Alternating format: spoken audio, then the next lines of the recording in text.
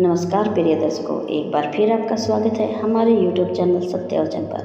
प्रिय दर्शकों, आज की कहानी बहुत ही ज्ञानवर्धक और मोटिवेशनल है और भगवान भोलेनाथ की कृपा से भरी हुई है। इसलिए आप इस कहानी को पूरा और ध्यान से सुनिएगा ताकि आपको भगवान भोलेनाथ की कृपा प्राप्त हो सके और आपके जीवन में सुख समृद्धि आ सके। तो आइए शुरू करते हैं। लेकिन कहानी शुरू करने से पहले जो दर्शक हमारे चैनल पर नए आए हैं वो हमारे चैनल को सब्सक्राइब कर ले और बेल आइकन को ऑन कर ले। तो आइए शुरू करते हैं। एक बार दुर्वासा ऋषि अपने शिष्यों के साथ शिव जी के दर्शन के लिए जा रहे थे। मार्ग में उन्हें देवराज इंद्र मिले। इंद्र ने दुर्वासा ऋषि और उनके शिष्यों को नम्रतापूर्ण प्रणाम किया। तब दुर्वासा ने इंद्र को आशीर्वाद देकर भगवान विष्णु का पारिजात पुष्प प्रदान किया। इंद्रासन के गर्भ में चूर इंद्र ने उस पुष्प को अपने ऐरावत हाथी के मस्तक पर रख दिया। उस पुष्प का स्पर्श होते ही ऐरावत सहसा भगवान विष्णु के समान तेजस्वी हो गया और उसने इंद्र का परित्याग कर दिया और दिव्य पुष्प को कुचलते हुए वन की ओर चला गया। इंद्र द्वारा भगवान विष्णु के दिव्य पुष्प का तिरस्कार होते देख दुर्वासा ऋषि को क्रोध आ गया।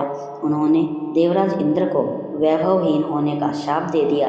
दुर्वासा मुनि के शाप के फलस्वरूप लक्ष्मी उसी क्षण स्वर्गलोक को छोड़कर अदृश्य हो गई।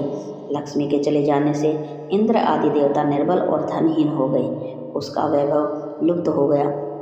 इंद्र को बलहीन जानकर दैत्यों ने स्वर्ग पर आक्रमण कर दिया और देवगणों को पराजित कर स्वर्ग पर अपना परचम लहरा दिया। तब देव गुरु बृहस्पति और इंद्र और अन्य देवताओं के साथ ब्रह्मा जी की सभा में उपस्थित हुए।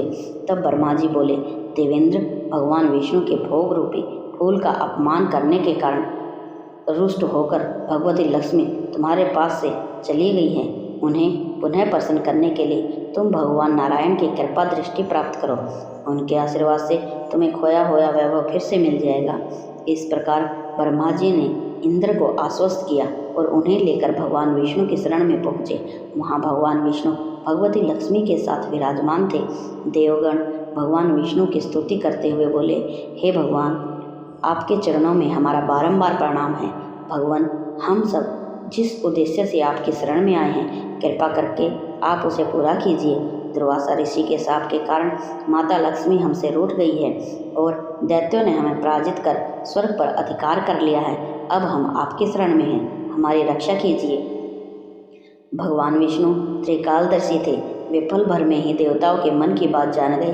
तब वे देवगण से अपने वैभव लौटाने के लिए दानवों से दोस्ती कर उनके साथ मिलकर समुद्र मंथन करने को बोले। उन्होंने समुद्र की गहराइयों में छिपे अमृत के कलश और मणि रत्नों के बारे में बताया। उसे पाने से वे सभी फिर से वैभवशाली हो जाएंगे। भगवान विष्णु के कहे अनुसार इंद्र सहित सभी देवता दैत्यराज बलि के पास संधि का प्रस्ताव लेकर गए और उन्हें अमृत के बारे में बताकर समुद्र मंथन के लिए तैयार कर लिया। समुद्र मंथन के लिए समुद्र में मंदराचल को स्थापित कर वासुकी नाग को रस्सी बनाया गया। तत्पश्चात दोनों पक्ष अमृत प्राप्ति के लिए समुद्र मंथन करने लगे। अमृत पाने की इच्छा से सभी बड़े जोश और वेग से मंथन कर रहे थे। सहसा तभी समुद्र में से कालकूट नामक भयंकर विष निकला। उस विष की अग्नि से 10 दिशाएं जलने लगी। समस्त प्राणियों में हाहाकार मच गया। देवताओं और दैत्यों सहित ऋषि, मुनि, मनुष्य, गंधर्व और यक्ष आदि उस विष की गर्मी से जलने लगे। देवताओं की प्रार्थना पर भगवान शिव विष पान के लिए तैयार हो गए।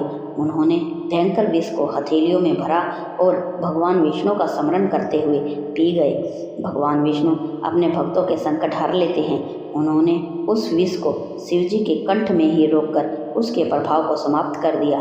विष के कारण भगवान शिव का कंठ नीला पड़ गया और वे संसार में नीलकंठ के नाम से प्रसिद्ध हुए। जिस समय भगवान शिव विष पान कर रहे थे उस समय विष की कुछ बूंदें नीचे गिर गई, जिन्हें बिच्छू, सांप आदि जीवों और कुछ वनस्पतियों ने ग्रहण कर लिया। इसी कारण से वे विषैले हो गए।